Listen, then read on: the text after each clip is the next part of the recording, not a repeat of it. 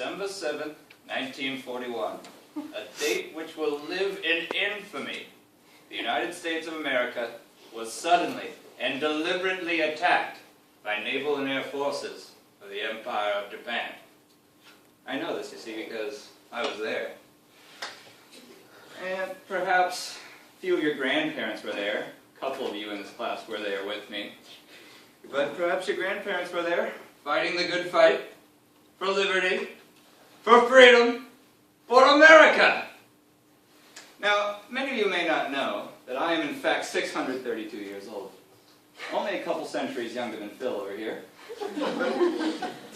But I have been through many historical events throughout my lifetime, but none that affected me as much as this fateful morning. I'm going to start talking about the secret mission that I was sent over to Japan by FDR himself. Then, I'm going to talk about my day at the actual battle, the attack, and finally, I'll tell you my feelings on the aftermath of the event.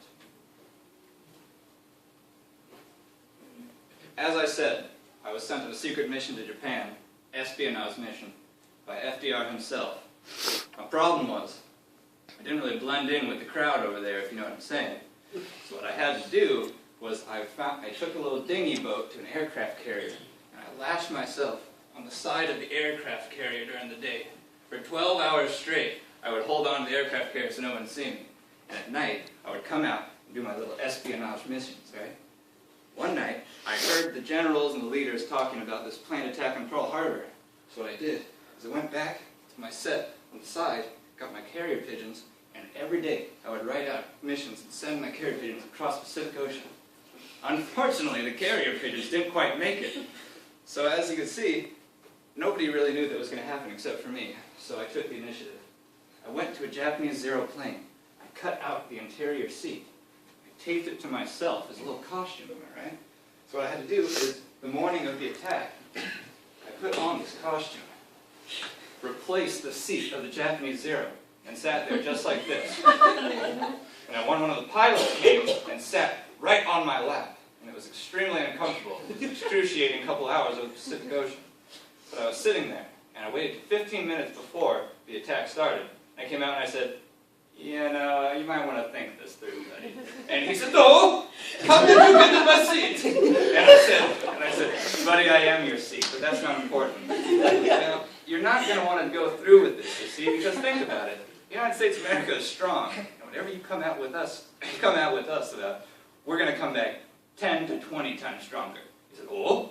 And I said, now, what are some good reasons for doing this? Why would you want to do this? And he said, Emperor, ancestors, honor. And I said, now that's some pretty good points right there.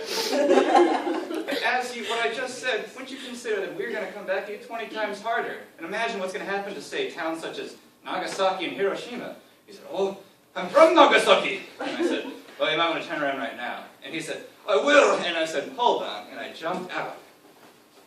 Pulled my parachute cord right out of the plane. Now the parachute brings me to my next point.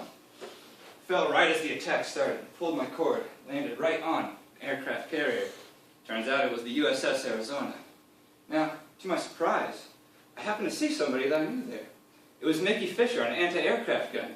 He was shooting these Zeros down, and he yelled, I will never purchase a car from you guys in the near or distant future! And I said, oh my God, okay, I'm going to hold you to that. But just as he yelled that, another person I recognized came out, and it was Ronnie. He came out on the deck. He said, Nick. Just then, he gets shot. I said, Ronnie! Ran over to him. I said, you know Ronnie. I said, Ronnie! He said, you okay? He was unconscious. Right then, see the bombers coming up overhead. I said, oh man! I jumped all the way into the ocean. I was diving. I swam just as the USS Arizona exploded. So I swam all the way to shore, 45 minutes, with his lifeless body on my back. As soon as I made it, I ran to the hospital, threw his corpse in there. Turns out he wasn't dead. Threw his corpse in there. I ran back out to the ocean. The beach, that is. Ran back out on the beach. Took a look at the destruction. And a single tear ran down my face.